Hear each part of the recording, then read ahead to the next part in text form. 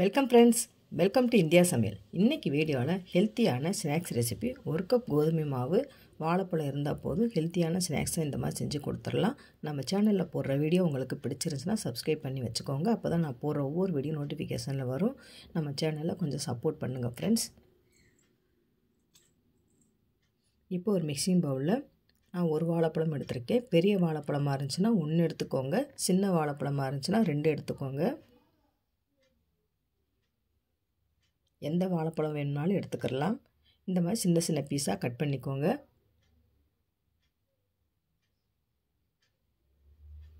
இப்போ இந்த அளவு கட் பண்ணியாச்சு.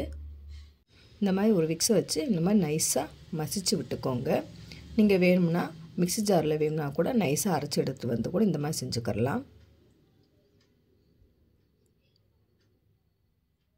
இப்போ 1 கப் அளவுக்கு கோதுமை மாவு எடுத்துக்கோங்க.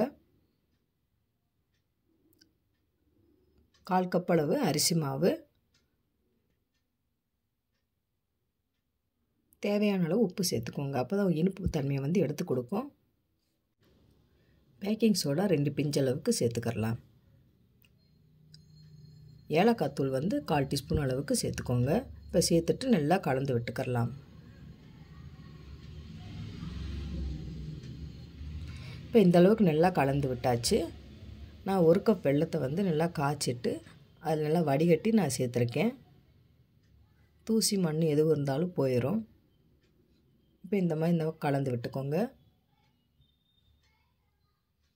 கொஞ்சம் கொஞ்சமாக சேர்த்துட்டு நல்லா கலந்து விட்டுக்கலாம்.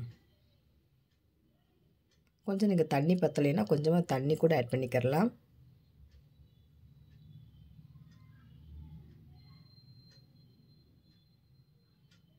இப்போ மாவு எடுத்து இந்த மாதிரி ஊற்றி பார்த்தீங்கன்னா இதான் கரெக்டான பதம். இப்போ ஒரு பணியார சட்டியில் நீங்கள் ஒரு டீஸ்பூனாவது நெய் ஆட் பண்ணிக்கோங்க. நெய் சேர்த்து நீங்கள் செஞ்சிங்கன்னா டேஸ்ட்டு சூப்பராக இருக்கும்.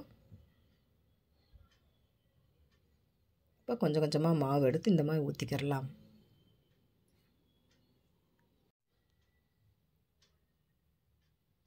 இப்போ மாவெல்லாம் ஊற்றியாச்சு. மூடி போட்டு லோ ஃப்ளேமில் வச்சு வேக வச்சுக்கிறலாம். இப்போ ஓப்பன் பண்ணி பார்க்கலாம். இப்போ பார்த்தீங்கன்னா நல்லா மேலாப்பில் எல்லாம் ஃப்ளப்பியாக வந்திருக்கு. நல்லா ஊற வச்சுட்டு நீங்கள் பண்ணிங்கன்னா இன்னமும் நல்லா சாஃப்டாக வரும். ஒவ்வொரு பணியாரத்தையாகவும் இந்த மாதிரி திருப்பி போட்டுக்கோங்க.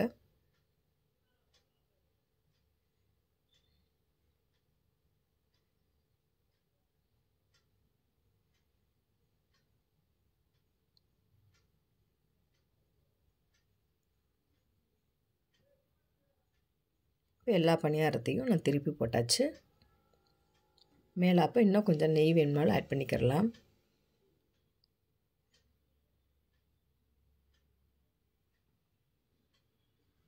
இப்போ நல்லா ஒட்டாமல் வந்திருக்கு, எடுத்துடலாம்.